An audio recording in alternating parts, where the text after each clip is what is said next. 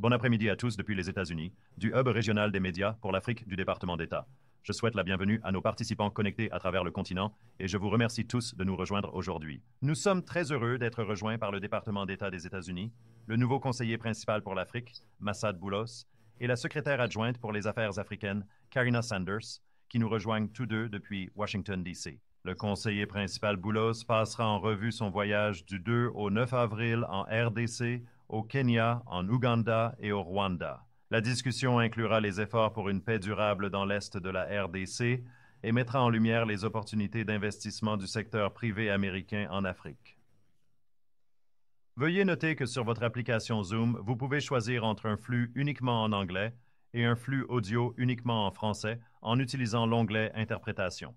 Je recommande de choisir soit le retour en anglais, soit en français, pas l'audio original car il y aura des interférences sur l'audio original.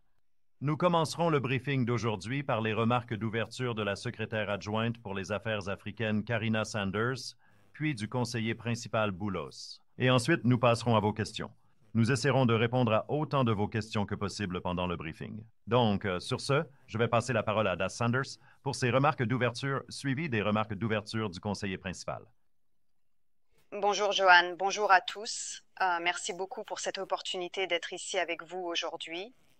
D'abord, je veux dire que notre voyage a été excellent et c'était un honneur de voyager avec le conseiller principal pour l'Afrique, Massad Boulos. Et ce qu'il apporte est crucial. Il apporte une perspicacité commerciale et une vaste expérience sur le continent, ce qui sert le département d'État et cette administration Trump. Et donc, c'était notre voyage inaugural ensemble et nous avions vraiment deux objectifs. L'un était de faire avancer et d'obtenir plus d'élan sur l'accord de paix et le processus de paix dans l'Est de la RDC et aussi comment amener l'investissement américain dans la région en Afrique centrale et dans la région des Grands Lacs.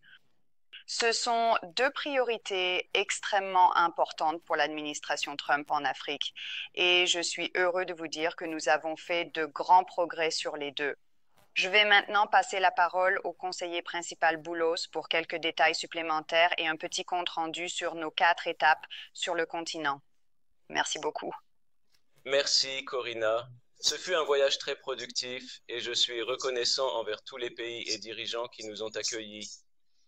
Cette initiative reflète l'engagement du président Trump envers l'Afrique et son désir de paix régionale. Les efforts de notre équipe sont le produit de sa vision d'une Afrique ancrée dans des opportunités économiques partagées et non dans le conflit. Et le président Trump croit fermement que toutes les parties impliquées sont prêtes pour la paix maintenant. Il s'attend à ce que toutes les parties démontrent cette volonté par des actions. Je veux souligner 3 résultats de notre voyage de délégation, des résultats importants qui montrent la nouvelle approche du président Trump avec l'Afrique en poursuivant nos intérêts sécuritaires tout en renforçant nos liens économiques avec les peuples et nations d'Afrique par un commerce et des investissements accrus. Alors, permettez-moi de commencer d'abord. À Kinshasa, le président Tshisekedi et moi avons discuté d'un accord sur les minéraux et tracé une voie à suivre. Stimuler l'investissement du secteur privé américain en RDC, notamment dans le secteur minier, est un objectif commun qui rend nos deux pays plus prospères. Bien sûr, nous avons besoin d'un environnement plus stable pour atteindre cet objectif, et le président Tshisekedi est également engagé dans ce but. Deuxièmement, nous avons aussi progressé sur la sécurité, car après nos discussions avec les participants au conflit, le M23 s'est retiré de Walikale. C'est une étape significative et ces mesures sont essentielles pour instaurer la confiance et permettre aux négociations de paix de se poursuivre. Depuis son entrée en fonction, le secrétaire Rubio a eu des appels avec le président rwandais Kagame et le président de la RDC Tshisekedi, exhortant à un cessez-le-feu immédiat dans la région et à ce que toutes les parties respectent la souveraineté et l'intégrité territoriale. Le secrétaire a aussi parlé avec le ministre des Affaires étrangères angolais Ted et le président Kenyan Ruto pour trouver une résolution diplomatique à la crise. Je remercie ceux qui ont participé de bonne foi aux discussions jusqu'à présent, mais ce n'est pas suffisant. Nous avons une opportunité de paix en ce moment que nous n'avons pas eue depuis des années.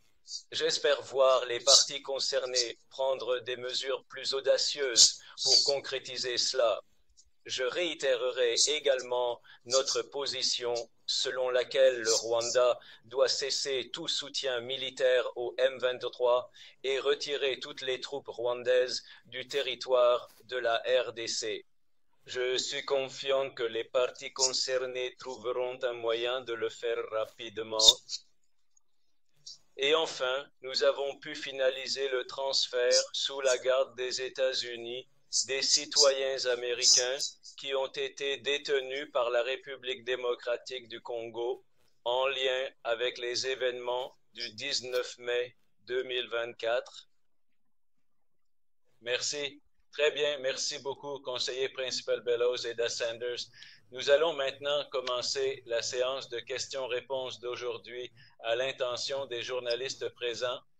Si à tout moment vous souhaitez poser une question en direct, veuillez l'indiquer en cliquant sur le bouton « Lever la main », puis en tapant votre nom, votre média, votre localisation et la question dans l'onglet « Questions et réponses ». Veuillez nous fournir toutes ces informations. Et sachez que tout ce que nous voyons depuis la boîte des participants est votre connexion Zoom.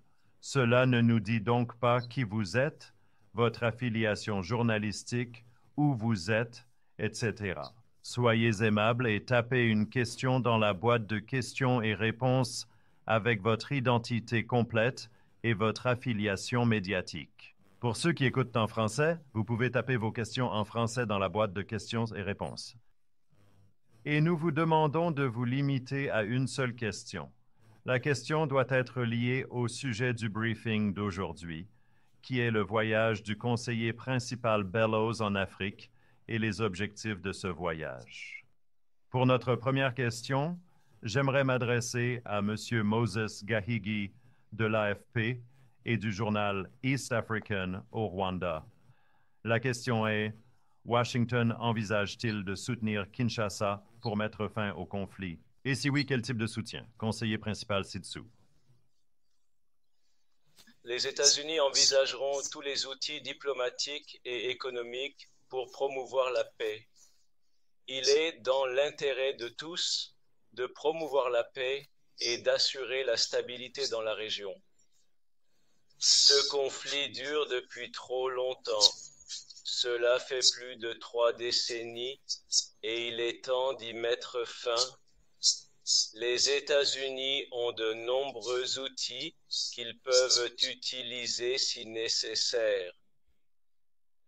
Nous espérons que cela aboutira à une paix durable et à une stabilité finale dans la région.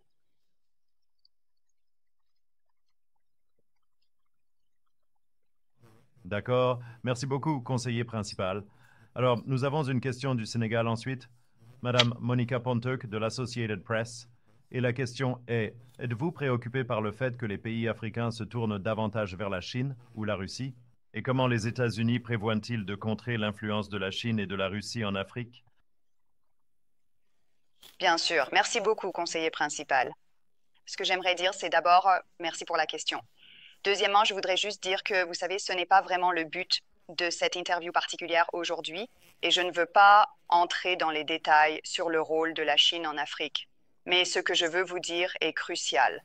L'Amérique promeut d'abord l'investissement et renforce les avantages industriels et technologiques qui, je crois, serviront bien le continent africain. L'Amérique d'abord défend aussi nos intérêts économiques et de sécurité nationale et soutient nos travailleurs, fabricants, agriculteurs, éleveurs, entrepreneurs, entreprises. La politique commerciale de l'Amérique, d'abord de l'administration Trump, profite à tous les Américains. Et nous sommes plus en sécurité, nous sommes tous plus en sécurité lorsque d'autres nations investissent dans notre pays. Et le président Trump se concentre également sur la création d'emplois, l'augmentation des salaires, le retour de la fabrication aux États-Unis. Et il a été très clair que si les partenaires commerciaux s'alignent sur notre effort pour atteindre l'équité et l'équilibre dans nos relations commerciales et protéger les États-Unis, sécurité économique et nationale, nous allons absolument accueillir cette coopération. D'accord, merci beaucoup. Das Sanders, juste un rappel aux journalistes d'utiliser la boîte de questions et réponses pour toutes les questions que vous avez et non la boîte de discussion, car nous nous référons à la boîte de questions et réponses. D'accord, je vois des mains levées. J'aimerais voir si nous pouvons ouvrir le micro pour Kimi Osokoya du magazine Africa Bazar.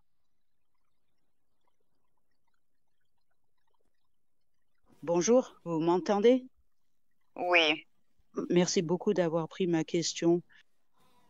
Vous avez mentionné des rencontres avec plusieurs dirigeants africains. Ma question est, avez-vous amené des acteurs du secteur privé américain avec vous lors de ce voyage? Et comment comptez-vous développer ce que l'administration précédente a établi en termes d'engagement du secteur privé avec l'Afrique? Si vous pouviez nous donner des exemples précis, oui, absolument. Merci pour cette question. C'est un point très important. Comme vous le savez, c'est notre initiative et les discussions que nous avons eues avec la RDC et d'autres pays de la région. Nous avons eu des discussions similaires avec le Rwanda, l'Ouganda, le Kenya et d'autres. C'est dirigé par le secteur privé. Notre rôle ici est d'encourager les investissements américains du secteur privé dans ces pays. Pour revenir à votre question, lors de ce voyage, nous n'avions pas de membres du secteur privé avec nous. Cependant, beaucoup étaient déjà dans ces pays. Certaines entreprises américaines existent et opèrent dans ces pays depuis des années, que ce soit en RDC, au Rwanda, en Ouganda ou au Kenya. Nous avons donc rencontré beaucoup d'entre eux pendant le voyage. Avant le voyage, nous avons organisé des tables rondes et eu des réunions privées avec beaucoup d'entre eux. Et je pourrais dire qu'ils sont très désireux et prêts à investir. Pour ceux qui ne sont pas déjà là, ils sont prêts et ouverts. Donc, notre travail est de faciliter ces investissements et nous apprécions beaucoup l'ouverture des 4 dirigeants en question avec qui nous avons eu ces discussions économiques. Ils sont assez ouverts et accueillants pour faciliter les investissements américains. Et je devrais juste mentionner rapidement ici que lorsque nous parlons d'investissement américain, nous parlons d'une proposition gagnant-gagnant. Et quand nous parlons d'un accord sur les minéraux ici ou d'un autre accord là-bas, nous parlons d'une proposition gagnant-gagnant. Ces entreprises sont de bons citoyens corporatifs. Ces entreprises aideront à protéger les intérêts de ces pays hôtes et des habitants de ces pays hôtes. Ce sont des entreprises qui respectent la loi. Ils respecteront pleinement les lois, règles et règlements locaux, qu'il s'agisse de lois environnementales ou du travail ou de toute autre loi concernant la fiscalité et toutes les autres réglementations. En même temps, ces entreprises sont également soumises aux lois américaines concernant l'environnement, le travail des enfants, la fiscalité, la corruption et bien d'autres choses. Nous parlons donc d'entreprises qui ajouteront de la valeur, qui protégeront les intérêts des peuples autochtones de ces pays en question. Merci beaucoup, conseiller principal. J'aimerais donc m'appuyer sur cette dernière question-réponse. Il y a quelques questions qui ont été posées demandant un examen un peu plus approfondi de cela. Simon Marks de Bloomberg News à Nairobi demande: pouvez-vous élaborer sur les termes d'un éventuel accord minier entre les États-Unis et la RDC? Comment cela fonctionnerait-il en pratique et qu'accorderaient les États-Unis à la RDC en échange de l'accès au secteur minier du Congo? Et une question très similaire de Ruth McLean du New York Times au Sénégal qui demande: j'aimerais poser des questions sur l'accord minier que vous avez mentionné. Pouvez-vous décrire à quoi ressemblerait un tel accord, ce que recherchent les États-Unis? Et elle ajoute: comme vous le savez, la Chine domine actuellement le secteur minier de la RDC. Demandez-vous aux Congolais de retirer les concessions minières aux propriétaires chinois? Donc, ces deux questions un peu plus en profondeur, plongez dans la possibilité d'un accord minier, si cela ne vous dérange pas. Oui, c'est en fait un accord minier. C'est un accord que nous discutons et négocions avec les Congolais, mais aussi, comme je l'ai dit, nous avons des discussions similaires avec d'autres pays voisins, d'autres acteurs régionaux. Évidemment, notre rôle, comme je l'ai dit plus tôt, est de faciliter ces investissements du secteur privé, mais en même temps de fournir un soutien total. Les États-Unis disposent de quelques plateformes, institutions, organisations qui ont été et continueront de fournir un soutien total, comme la DFC par exemple, la banque US Exim et d'autres institutions et organisations. Ces institutions sont absolument prêtes à soutenir le secteur privé en Afrique, que ce soit dans le domaine minier ou d'autres secteurs, mais aussi et surtout dans l'infrastructure. Nous attendons avec impatience le développement infrastructurel, en particulier en RDC. Il est grand temps que la RDC dispose d'une infrastructure fiable qui sera également dans notre intérêt et l'intérêt de ses investisseurs américains, mais surtout dans l'intérêt du peuple congolais. Vous savez que nous soutenons pleinement le corridor Livido, par exemple, et c'est un projet énorme qui est extrêmement important et vital pour cela, pour les économies non seulement du Congo ou de la RDC, mais aussi de la Zambie et certainement de l'Angola. Mais tous les autres pays de la région en bénéficieront. Nous soutenons donc pleinement ce projet. La DFC est l'un des principaux acteurs en termes de financement qui, espérons-le, sera réalisé très bientôt. Mais le projet a considérablement progressé, surtout du côté angolais. Nous discutons maintenant avec l'administration congolaise pour travailler du côté congolais en ce qui concerne les chemins de fer, les autoroutes, mais aussi les projets énergétiques, y compris les barrages et les projets hydroélectriques. Nous avons donc un certain nombre de discussions concernant à la fois les investissements et l'infrastructure qui les accompagnent, mais en même temps, nous avons des discussions concernant certaines réformes. Et le président Tshisekedi et son administration ont promis qu'ils assureront une transparence totale. Ils veilleront à ce qu'il y ait de l'efficacité et que toutes les préoccupations des investisseurs privés, des investisseurs américains soient abordées. En ce qui concerne les autres entreprises et autres acteurs et autres pays qui existent et opèrent déjà là-bas, ce n'est pas notre affaire d'interférer avec ce qu'ils font. Nous poursuivons nos propres projets et nous facilitons les investissements de nos propres entreprises. Et le temps dira, je pense très bientôt, le peuple congolais, et si ce sont les autres pays, même chose, ils réaliseront, le peuple congolais réalisera qui sont leurs meilleurs partenaires. Et je pense que cela va sans dire que les entreprises américaines seront absolument les meilleurs partenaires.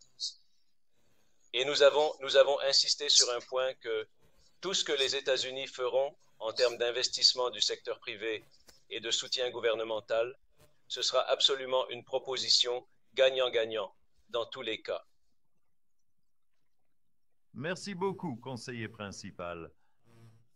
Passons donc à certaines des questions plus politiques et de sécurité. Je vois que Pearl Matib de Premium Times au Nigeria a levé la main. Pearl, pouvons-nous ouvrir votre micro et vous laisser poser votre question en direct?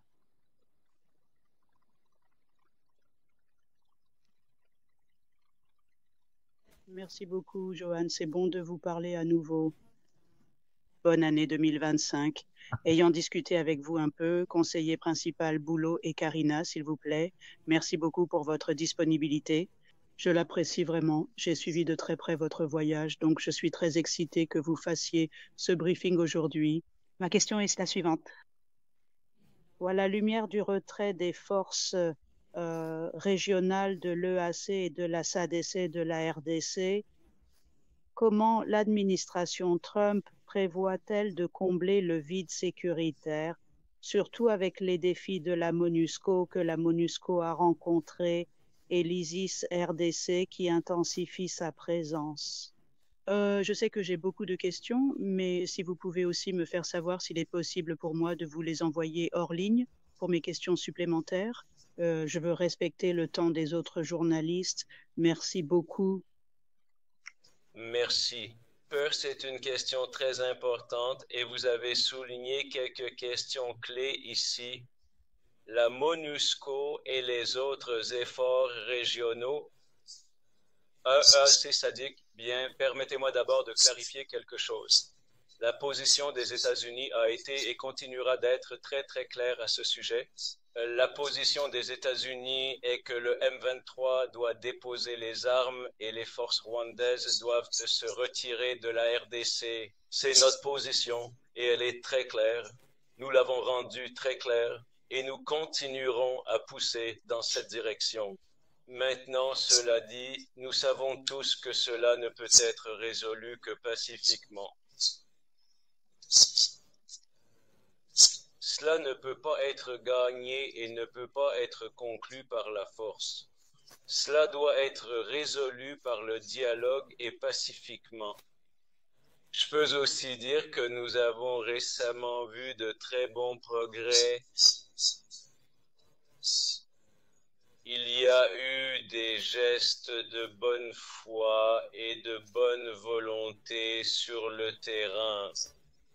Comme mentionné, le M23, aidé par le gouvernement rwandais et sous pression, s'est retiré de Walikali vers l'est à plus de 100 km vers Mazizi et au-delà.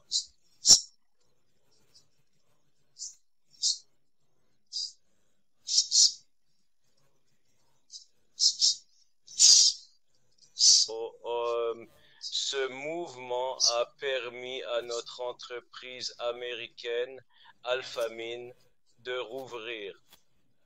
Alphamine a dû fermer ses opérations il y a un mois quand le M23 a atteint Walikali, mais pas seulement là. Le plan était de continuer jusqu'à Kisangani, ce qui aurait été préjudiciable. Et d'un point de vue stratégique, concernant notre intérêt américain, Alphamine, une entreprise américaine, a dû fermer. Cela n'a pas seulement affecté les États-Unis, mais le monde entier. Cela a affecté le marché mondial de l'étain. Nous avons constaté que peu après cette annonce et cette fermeture, le marché de l'étain a grimpé de près de 30% ou plus. Et puis, quelques heures après leur annonce de réouverture la semaine dernière, il a fortement baissé. Nous apprécions donc ce geste et attendons avec impatience d'autres comme celui-ci. Nous travaillons avec les deux parties. Nous sommes engagés avec les deux parties. Et je dois aussi dire que nous apprécions le dialogue récent entre l'administration du président Tshisekedi et le M23 pour la première fois la semaine dernière, qui a été très réussi et fructueux. Et c'est un très bon premier pas. Nous espérons construire sur cela pour atteindre une paix finale et durable et une stabilité complète en RDC et dans la région.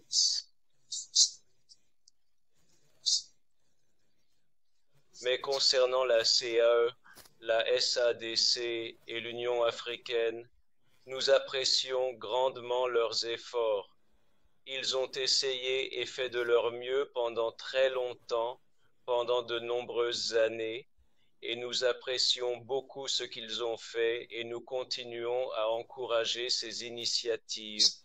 Ce sont toutes des initiatives très, très positives. Nous avons eu le plaisir de rencontrer le président Ruto, qui est actuellement à la tête de la CE, et il est absolument déterminé à voir une fin pacifique à cela, mais surtout une fin rapide, tout comme l'a exprimé le président Trump.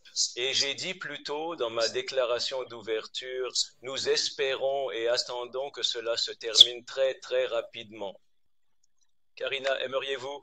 Non, je pense qu'il est vraiment important en ce qui concerne la sécurité sur le terrain dans l'Est de la RDC. Ce que je dirais, c'est que nous élaborons actuellement notre propre stratégie pour voir ce qui sera acceptable pour les deux parties, pour toutes les parties de la région.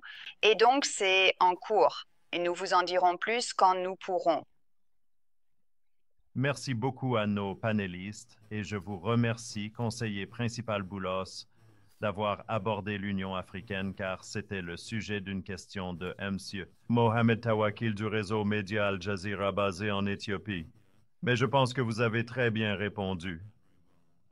La question était quelle est votre opinion sur la résolution des conflits en Afrique et votre coopération avec l'Union africaine? D'autres réflexions? Je veux dire, vous avez déjà bien développé cela, mais d'autres réflexions sur le cadre multilatéral, l'Union africaine, les autres parties de la région en réponse à sa question? Oui, et comme je l'ai dit, nous soutenons ces initiatives, y compris l'Union africaine, dirigée par l'Angola. Nous n'avons pas pu visiter l'Angola cette fois, mais nous le ferons la prochaine fois. Cela dit, nous avons eu un appel avec le ministre des Affaires étrangères et c'était très positif. Nous avons apprécié leurs efforts. Nous avons apprécié leurs initiatives en tant qu'Angola initialement. Nous savons tous qu'ils ont essayé longtemps et qu'ils sont venus très près. Mais maintenant aussi en tant que chef, le président Lorenzo, en tant que chef de l'UA, nous apprécions pleinement leurs efforts et nous soutenons pleinement ces efforts. Il est donc dans l'intérêt de tous de continuer avec ceux-ci. Et je dois dire que aussi, pas seulement ces trois-là, aussi la CEDEAO, bien que ce soit l'Afrique de l'Ouest, mais ils sont prêts. Ils ont été un acteur majeur et clé sur le continent, surtout en ce qui concerne les missions de maintien de la paix et bien d'autres choses. Ils sont également absolument prêts et engagés dans ce processus de paix. D'accord, merci beaucoup. Nous approchons des 30 minutes après l'heure et je sais que nos deux panélistes sont très occupés. Nous vous avions initialement dit que nous le limiterions à 30 minutes. Je pense que nous pourrions glisser une question de plus si cela ne vous dérange pas. Je voudrais offrir aux journalistes des pays touchés et de la région autant de chances que possible de poser une question. Alors, je me demande si Moïse Bahati avec le journal New Times à Kigali. Moïse, si nous ouvrons votre micro, pouvez-vous poser votre question en direct? Sinon, je peux lire votre question.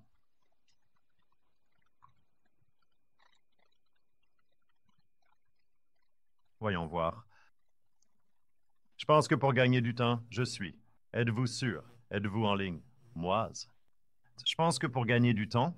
Oui. D'accord. Moïse. Oui, s'il vous plaît. Vous m'entendez? Oui, nous vous entendons. Super, super. Merci. Je suis Moïse. Je suis à Kigali. Je suis journaliste au New Times.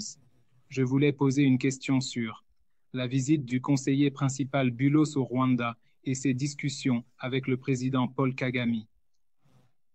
Dans vos discussions, conseiller principal avec le président Kagame, avez-vous échangé sur la milice FDLR qui est à l'est du Congo et sa menace sur le Rwanda? Et si oui, comment avez-vous perçu le... Comment comprenez-vous les préoccupations sécuritaires du Rwanda concernant cette milice et sa collaboration avec le gouvernement congolais? Oui, merci. Oui, merci beaucoup pour cette question. Tout d'abord, permettez-moi de réitérer que nous avons eu une réunion très positive avec le président Kagame et son équipe, et elle a été très fructueuse et très productive. Nous apprécions beaucoup leur accueil chaleureux et surtout leur engagement dans ce processus de paix. Nous avons certainement discuté de la FDLR et du risque en question. Et c'est un élément majeur de tout accord de paix. Ça a été.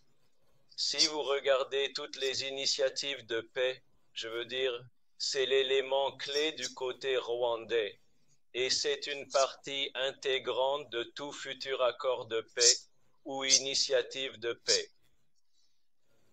Nous avons engagé des discussions avec les deux parties et c'est certainement l'un des principaux éléments de ces discussions.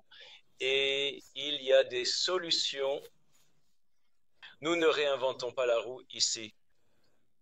Il y a des solutions à cela. Il y a des solutions et des termes qui avaient été précédemment rédigés et convenus par les deux parties. Et nous continuerons à travailler avec eux dans ce sens.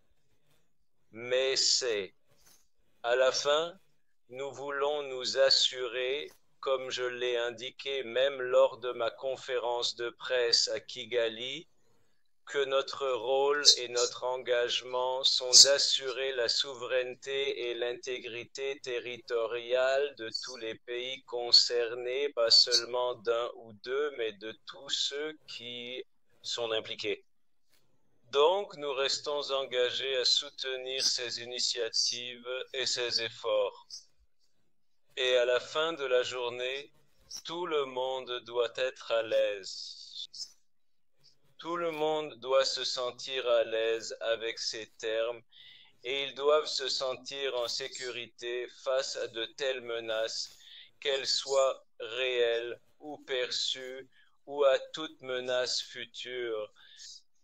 Le but est d'établir une paix complète et durable qui mettra tout le monde à l'aise. Merci, Sébastien. Eh bien, c'est une excellente façon de conclure.